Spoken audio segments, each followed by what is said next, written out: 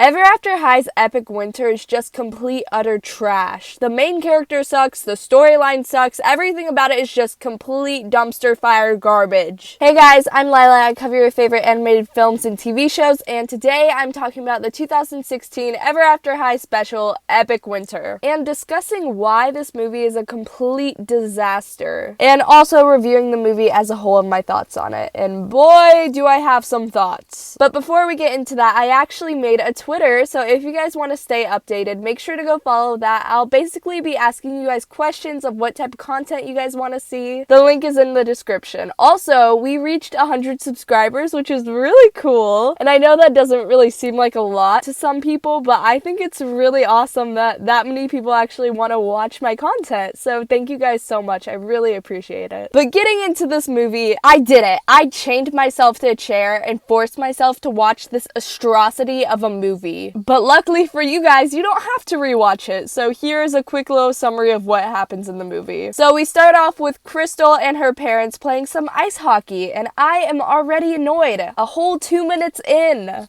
This whole opening scene seriously gets on my nerves. I know they're being like a happy little family playing ice hockey, but we already have Crystal saying, "It's high time you lace your own skates." But we have pixies for that. And just how the characters talk and interact with each other feels so unrealistic, and like it's this perfect little fakeness, and I just hate it. Okay, I swear I'll try not to rant every 5 seconds, but anyways, moving on. That's when we meet Jackie Frost and Northwind, who are siblings. And they are the antagonists of this story, who are almost just as annoying as the protagonists. Now, their master plan is to turn the Snow King evil with some shreds of glass that they got from the evil queen's magic mirror, so they can rule over the kingdom.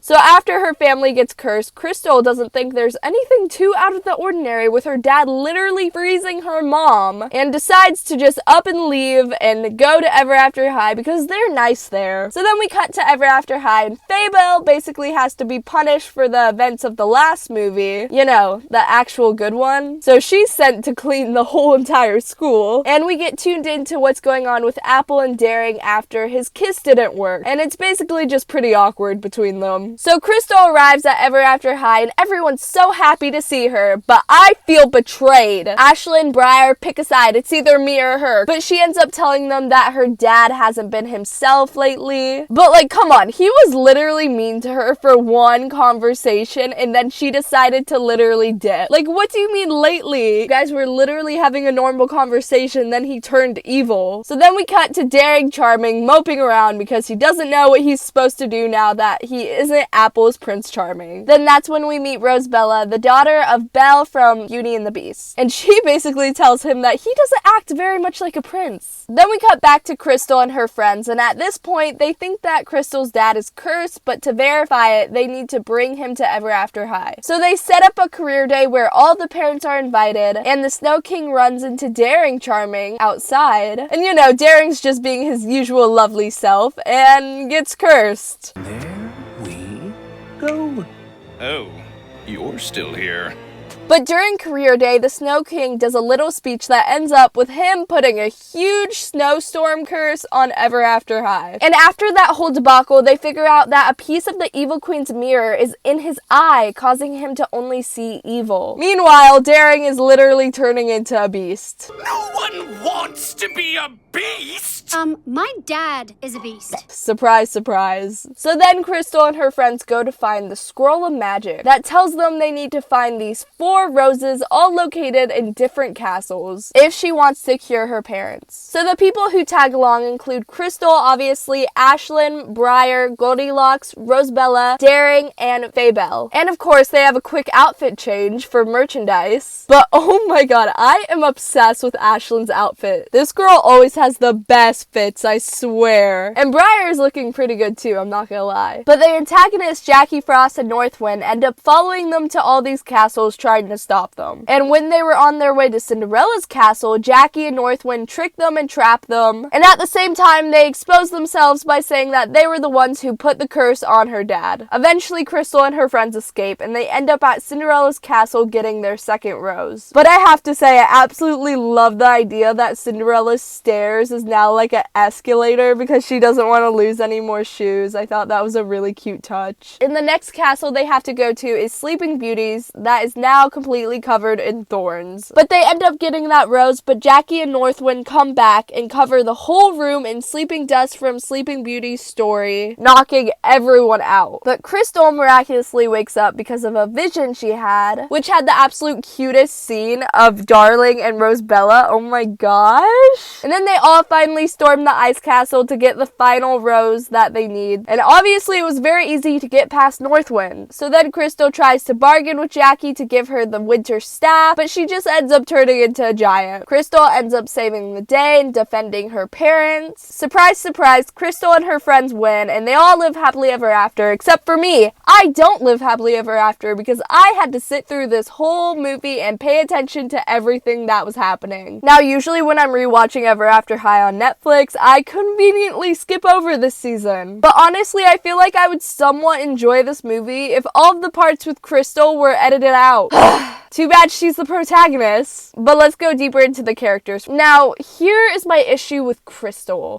Where to start? Okay, so some of you might have watched Glee. Some of you might have even gotten to season 4, and for that, I applaud you. But speaking of season 4, that is when we meet Marley. And I swear, Crystal is literally Marley as a cartoon character. So right off the bat, she reminded me of this character, so I already disliked her. They just both have that same annoying voice, and I know some of you might come at me because some of you might actually like Crystal, or maybe even Marley from Glee, but seriously, I could care less, because these characters just made me want to rip my ears off so I didn't have to listen to them. And if I didn't hate this girl before, you know what really sealed the deal? Was the fact that she couldn't tie her own shoelaces. Okay, I understand that she's rich and she's royalty and that she has everything done for her, but you're telling me you can't get down and tie your own shoelace? Like, at that point, I was just rooting for Jackie. Honestly, I sympathize with her, because if I had to be surrounded by this girl and her family and being her server, I would literally go insane. Like, I don't know how the writers expect me to sympathize with a character who's been pampered their whole lives and can't tie their own shoelaces. And I get the whole point of the story is that Crystal's like, oh, I know I've been pampered my whole life. I'm overcoming that. Look at me now. I can tie my shoelaces. But come on, it's just dumb. It's dumb. I don't like, what is this? Like, oh my god, it's just dumb. The whole thing's dumb. There are very few characters who I've had such an immediate hatred for, and Crystal just happens to be one of them. And another thing, where did this girl's blue skin come from? Both of her parents have normal human pale skin, but then she comes along with literal blue skin. Like, where in her genetics did she get this from? Just another thing that bugged me about this character. But moving on, Ashlyn and Briar are the main two sidekicks, I guess you could say, and nothing really of importance ever happens with them in this whole story. Like, there's absolutely no character growth whatsoever, and once again, their best moments are when the story is focused on the rebel and royal dynamic, and if they're gonna follow their destiny or not, and what their parents think of it. That is what I like to associate with Ever After High, not this trash. But don't worry, because there is one solo part of this whole movie that made me actually enjoy it the teeniest bit, and that is Daring Charming. This boy